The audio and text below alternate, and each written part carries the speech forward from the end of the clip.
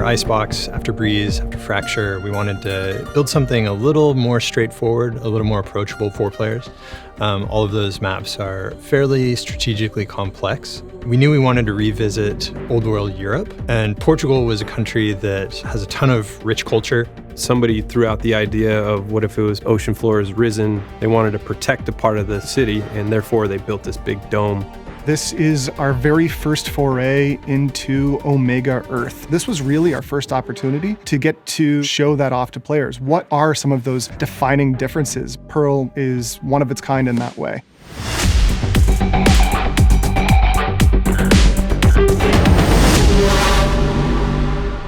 Players and even internally, we've come to sort of associate maps with like, well, what's the new hook? What's the thing that this map is going to do? And we wanted to make sure that we weren't sort of pigeonholing ourselves into that, making that a requirement for a map. Every new map needs to have a new mechanic. So we wanted to have something that was just purely geo-driven. This map was also in response to, player needs, player desires. They were asking for something a little more straightforward, a little simpler. The initial pitch was traditional 3-lane map, mid is smaller, attackers are descending into defender territory. We had to do some tuning with, how much height is okay and make sure that it didn't feel too overwhelming for defenders.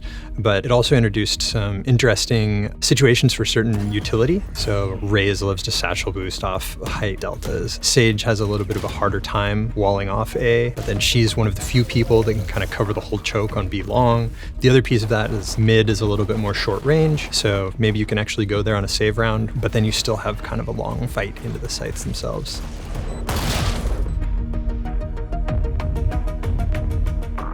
Our story really began all the way back with the map Ascent. We haven't really spelled it out up until this point.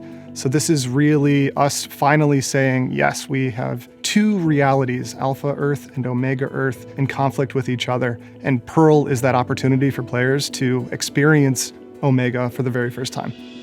Oomega has a unique visual language, and developing that visual language and baking it into the DNA of this map was something that the whole team collaborated on and took part in. Here we are on Earth 2 for the first time, and with Earth 2 comes Kingdom 2. Here on K2, we wanted to keep that thematic of Kingdom with the metals and the concrete. However, we visually wanted the shape language to look and feel different. So when myself and some of the concept artists were looking at Kingdom 2, we wanted to create a type of architecture that was somewhat based in reality, right? You look at the architecture of like Zaha Hadid, Norman Foster, or a number of other architects that are doing both parametric styles or organic types of architecture. We saw that and wanted to weave that into the K2 narrative, because if you look at K1, so much of it is just your typical modern architecture that we see, out in the day-to-day. It was a lot of work, but I think we came up with something good. So underwater, the deeper you go, the darker it gets. Also, fun fact, the deeper you go underwater, color actually starts to really play a whole new role. It starts changing saturation levels, the values, everything starts getting tweaked out.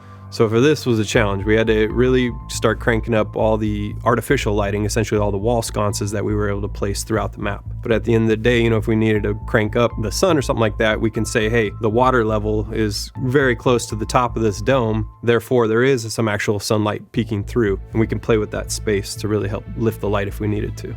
We worked with some actual mural artists from Lisbon, Portugal, and had them give their spin and their flavor of their specific art that they do and interject it in our map. There's some challenges there because obviously they're painting on walls, they're popping that saturation, doing their thing. We have to really clamp our values specifically for gameplay so that a character is always going to read no matter what wall surface is behind them. The mural artists were fantastic people, and they were so cool to work with.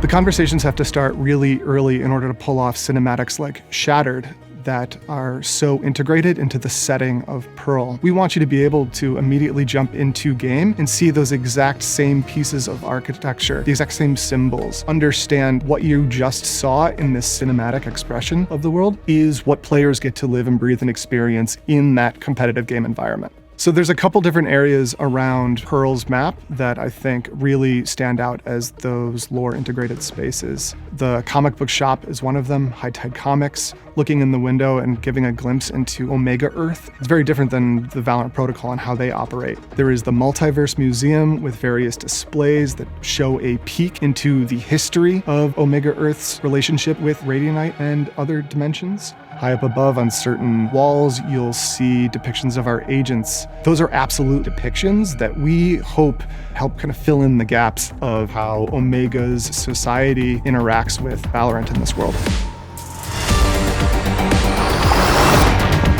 As a player jumping into Pearl for the first time or 10th time, hopefully it feels comfortable, like putting on an old, well-worn pair of shoes. This map should just be like, it clicks, you get it. Hopefully the map is delivering on that. As you enter into this battle and suddenly find yourself underneath this giant underwater dome in a city that is completely unlike so many of the other environments, I just hope the beauty captured in Pearl is something that players enjoy.